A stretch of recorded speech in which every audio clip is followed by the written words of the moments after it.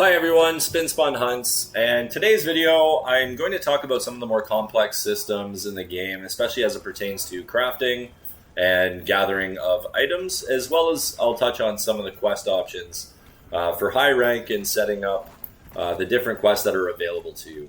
So as you can see in the video, as you're going through any of the zones, you'll see these items get highlighted as what you can gather. In kind of this area where there's more combat, with the monsters, you'll see more items that are used for combat, such as nitro toads or flash flies. Whereas if you get away from there, you'll find things that you'll use to make items. There's also mining outcrops and bone piles, which are used for armor and weapon crafting, which I'll talk about in another video. So generally when you go to make your items, you go to the tent. But first I'll stop here at Nada, just because after you've progressed with some optional quests, this is a great way to collect some of the essentials that you need by retrieving materials from the various different people that you've met throughout the game. So as you can see, you prioritize which items that you want based on, whatever you need at that time. And the villagers, over a period of time while you're questing, will gather these materials for you that you can collect from Nada and then take into the tent with you. So as soon as you go in, the very first menu that you have is your item menu. So that's your transfer items, crafting list, radial settings, and you can view and sell your items there. So you have your item pouch, and then you have your item box that you can switch back and forth. All of your materials will be here from your gathered materials, the hunting rewards that you've received from the monsters, and so forth. And in the item pouch as well, that's more where you're going to have the items that you're going to use. There's also the ammo pouch there, which I don't touch on much because I'm not using a ranged weapon at the time. So here in the crafting list, you'll see the items that you use more frequently, like mega potions, herbal medicines and antidotes, things like that for curing ailments. But mega potions is being one of the ones that you're going to need the most of in the game to gather honey and a potion, which some of them you can buy directly from the supply seller just in every local camp. So as you can see, you're crafting these different items to make a max potion, for example, by using these catalysts that I created with some other gathered materials that I have. Ancient potions and immunizers are also really good. It's a quick way to heal all of your health, all of your stamina all at once. So as you can see, farther down in the crafting menu, you also have the places you can create traps, you can create specialty ammos, you can create various different types of bombs and things like that you can bring on your hunt with you. Cool drinks, hot drinks, as I'm sure you know by now, reduce the elemental effects of a frost zone versus kind of like the oil well basin and the fire ailment that it'll give you. So another one that I use commonly is Mega Armor Skin and Mega Demon Drug, which increase your damage and your defense.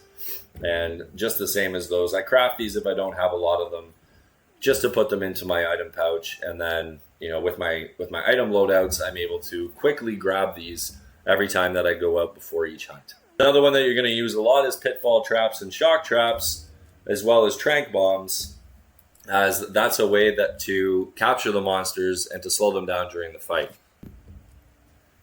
And then here you have all the other different various ammos that you can create if you're a bow gunner or you're using ranged weapons. So I'm just going to talk about the items in the item pouch now. So this is the loadout that I generally use, and you can customize your own. You can name them whatever you want. You can edit them here and register them. And typically what I bring with me is kind of like the stock items of the mantles, and it has your binos, your fishing rod. That's all kind of included in there with infinite use for you anyway. Large dung pods, which are used to separate monsters if they're having a turf war or if they're in packs. And then you have pitfall traps and shock traps, which can trap the monsters. Ultimately, if you use a trank bomb, then that's how you capture the monster in the fight and end the fight once they've reached a certain point in weakness.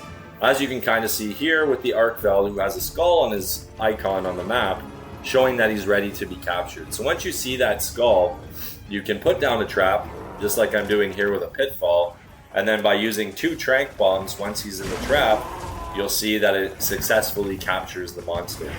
You'll still get all of the materials on the right-hand side. You'll still get all of the, just as if you would have hunted it. I think if you break parts and you decide not to capture it, you might get a few extra pieces by breaking monster parts. But as you can see, capturing monsters all in all isn't that complicated. You also have a Farcaster, which will send you back to the closest camp. And then Mega Barrel Bombs, which is one of my favorites. I bring them all the time just because I have a Gun Lance sidearm. And, you get to use the Wyvern's Fire on sleeping dragons to explode the bombs. And it's just a really fun thing to do. There's also flash pods, which we'll use quite regularly. Now that just blinds the monster, or if they're aerial, it'll drop them out of the ground. Here you have an armor charm and a power charm, which are rewards from optional quests that just give you more armor and more damage just by carrying them in your inventory. So once you've reached that point and unlock them, highly recommend bringing those on all your hunts. Dust of Life, there's a bigger one and then a smaller one. Now this is like an area effect instant heal that will heal you and your party members when you use it. Mega Armor Skin, like I talked about before, and the Mega Demon Drug. Those are great for those higher end fights if you're fighting like a high level rank 7 or rank 8 tempered monster, just to give yourself a little more strength in those fights. You have the hot drink and the cold drink, as I mentioned, for those environmental effects. Herbal medicine for curing ailments like poison, and well done steak for healing your stamina. Then you have your max potion and ancient potions and mega potions, which are just for recovering health and stamina throughout the fight. By carrying potions on you too, you find honey out in the wild and you pick it up, it'll automatically convert it into a mega potion for you. And then at the end, you just have your sharpening stone and your paint pod and your throwing knife, which is again included with all your hunts. So that's kind of the general loadout that I use for most of my fights. And again, here you can see in the ammo pouch all the different ammos that you can be bringing along with you and the quantities that you have. So in the next tab setting, you have your change equipment. Same kind of thing as before, then I'll talk about it in another video. But the same as the items, you have your weapon loadouts, your armor loadouts, and those things for you and your Palico to just quickly switch out your gear from whichever class or build that you're using. And then you have grill a meal or rest. So with your meals, as we mentioned, that it's important to eat before every hunt because you can see the effect duration and the health, stamina, attack, and resistances that I've gotten just by creating my own custom meals. And then just like the other loadouts, just saving them into my preferred meals that I can quickly just use these before each hunt without having to go through the motions of selecting all of these individual items. Now I'm just doing this for an example here. You'll see, I'll put on Defender Meal High just to reduce damage. And then there's lots of different items to give you various different effect options that you can see at the bottom. And then it's easy to register this as a loadout if you find meals that really pertain to what you want to use. Like Monster Chili, for example, that's a great way to negate frost and heat elemental damage when you're inside of those zones without having to use hot drinks or cool drinks, because I always forget. So then you cook. You eat your meal and then you're good. It says, 30 minutes plus 20 because I added some things. Now I know I would be good for another 50 minutes, and that doesn't wear down even after you're done the hunt.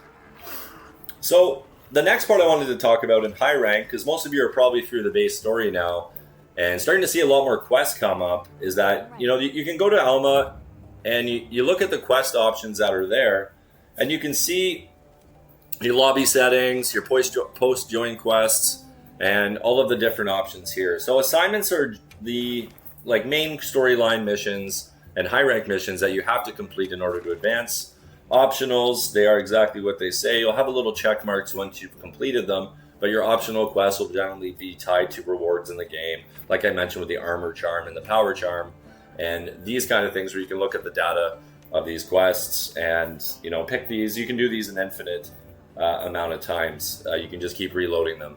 Now the field surveys, these are ones that you found in the wild that you can then unlock for a certain amount of hunter points that you have, or guild points, and you can save these as investigations and run them whenever you want.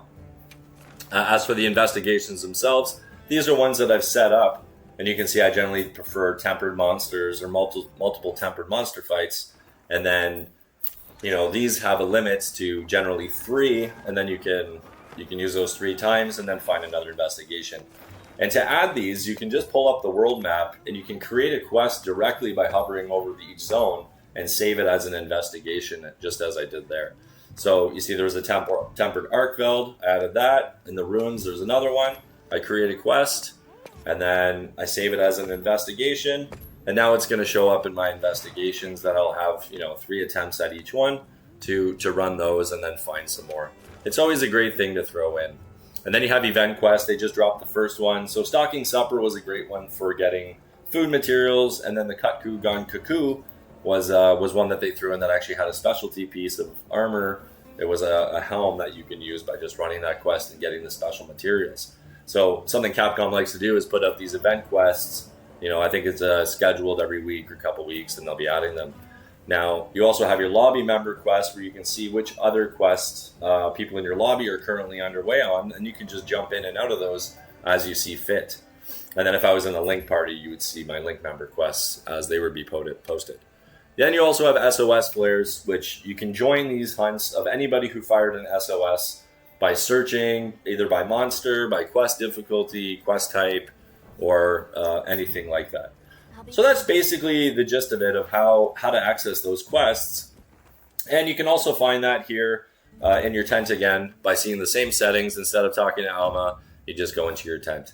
So I hope this video was really informative in that sense, and it shows you just kind of that overview of how the gathering of materials works, and then how to set those into your own settings, how to customize your loadouts, and just kind of picking and choosing those quests that you need, and understanding when you're going into them which quests you're doing and which ones you want to be looking for. Happy hunting, and hope to see you out in the wilds.